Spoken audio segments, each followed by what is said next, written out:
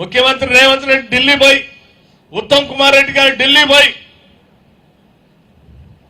ఆడేదో చంద్రబాబు నాయుడుతోనే ఏదో లోపాయకారి ఒప్పందం చేసుకుని వచ్చారు. అందుకే వాళ్ళు భరోసాలు కడతా ఉన్నారు. మాకు నష్టం జరుగుతూ ఉంది, తెలంగాణను మేము రక్షించడానికి బయలుదేరామని చెప్తా ఉన్నారు. నేను అడుగుతా ఉన్నాను, ఉత్తమ్ కుమార్ రెడ్డి గారు రేవంత్ రెడ్డి గారు ఢిల్లీకి పోయారు కాబట్టే ఇవాళ బనకచర్ల ఆగింది. లేకపోతే వాళ్ళు కట్టే వాళ్లే తెలంగాణకి నష్టం జరిగేది. 10 ఏళ్లు మీరు ప్రాజెక్టులు పూర్తి చేయలేదు కాబట్టే ఆ కింది పోతున్న నీళ్లు సముద్రంలో పోతారు, మేము వాడుకుంటామని వాళ్ళు చెప్తాం. అంటే దానికి కారణం మీరే కదా. అంటే కృష్ణా నదిలో ప్రాజెక్టులు మీరు పూర్తి చేసినా వాళ్ళు అది మాట్లాడేవాళ్ళు కాదు. గోదావరిలో ప్రాజెక్టులు మీరు పూర్తి చేసి ఉన్నా ఇవాళ వాడి కింద మాట్లాడేవాళ్ళు కాదు. మీరు పూర్తి చేయకపోవటం వల్ల ఈరోజు తెలంగాణకి పెద్ద ఎత్తున ద్రోహం చేసింది మీరు. ద్రోహం చేయటమే కాకుండా మీ రాజకీయ అవసరాల కోసం మొన్న ఎప్పుడో మాట్లాడారు ముఖ్యమంత్రి రేవంత్ రెడ్డి గారు.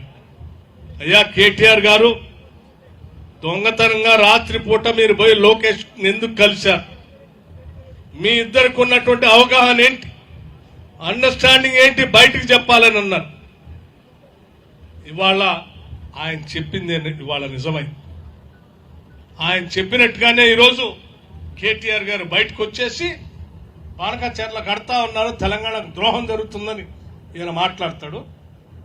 4 రోజుల తర్వాత లోకేష్ గారు ఆ వృధాగా పోతున్న నీళ్లే కదా మేము కట్టుకుంటాం అంటే, రాత్రిపూట మీ ఇద్దరు మాట్లాడుకొని మీరేం బనకచర్ల అనండి, తెలంగాణ కోసం మేము రక్షించినటువంటి వాళ్ళుగా ముసుగేసుకొని బయటకు వచ్చి మాట్లాడతాం, మళ్ళీ కాంగ్రెస్ వాళ్ళకి ఏదో చెప్పొచ్చులని మీరు అనుకుంటున్నారేమో.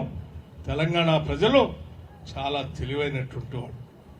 తెలంగాణ వాదం పేరు మీద మీరు అధికారంలోకి వచ్చి ఈ రాష్ట్రానికి రావాల్సిన నీళ్లను రానియలేదు, నిధులంతా దోపిడీ చేశారు, ఇవ్వాల్సిన ఉద్యోగాలు ఇవ్వలేదు, ప్రజాస్వామ్యాన్ని కూని చేసి స్వేచ్ఛనే లేకుండా చేశారు.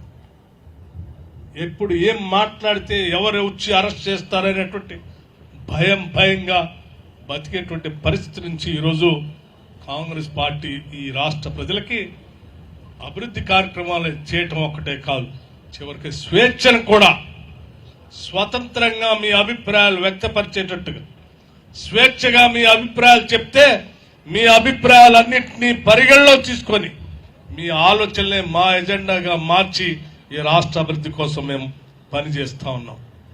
ఈ పని జరగొద్దని, ప్రజలకి మేలు జరగొద్దని, ప్రజల పైన కుట్ర చేస్తూ ఈరోజు టీఆర్ఎస్ నాయకత్వం కూడబలుక్కొని, అటు బీఆర్ఎస్, ఇటు టీఆర్ఎస్, అటు టీడీపీ అందరూ కూడబలుక్కొని తెలంగాణ మీద కుట్ర చేసే కార్యక్రమం చేయబోతా ఉన్నారు. ఈ కుట్రలకి కాంగ్రెస్ ప్రభుత్వం కానీ తెలంగాణ ప్రజలు కానీ మరొక్కసారి మోసపోవటానికి సిద్ధంగా లేరు. మేము తప్పనిసరిగా మా నీళ్లని మేము ఎట్లా తెచ్చుకోవాలో మాకు తెలుసు. మా నీళ్లు, మా ప్రాజెక్టులు పూర్తి అయ్యేంత వరకు నీ బనకచర్ల లేదు, నీ బెనకచర్ల లేదు. నేను ఇంకో మాట కూడా చెప్పదలుచుకున్నాం. ఇదే వేదిక నుంచి ఆనాడు ఈ రాష్ట్ర విభజన జరిగేటప్పుడు పోలవరం కడితే ఖమ్మం జిల్లాలో ఉన్నటువంటి 2 లక్షల అమాయక గిరిజనులు ముంపుకు గురై నీళ్లలో మునిగిపోతారు. అది కట్టడానికి వీల్లేదు, మా 2 లక్షల గిరిజనుల భూములు ఇవ్వటానికి వీల్లేదని ఆనాడు శ్రీమతి సోనియా గాంధీ గారిని కాంగ్రెస్ నాయకత్వం కలిసి అడిగితే ఆ ముంపుకు గురయ్యేటువంటి 7 మండలాలని చట్టంలో తీసేసి తెలంగాణకి న్యాయం చేశారు. రాష్ట్ర విభజన జరిగిన తర్వాత టీఆర్ఎస్ ప్రభుత్వం Bharatiya Janata party కుమ్ముక్కై ordinance issue చేసి తెలంగాణకు సంబంధించిన 2 లక్షల మంది అమాయక గిరిజనులు మునిగిపోయేటట్టుగా మీరు ఆర్డినెన్స్ ఇస్తే కూడా 10 సంవత్సరాలు నిద్రపోయారు. ఈ రోజు మళ్ళీ మేము అడుగుతా ఉన్నాం,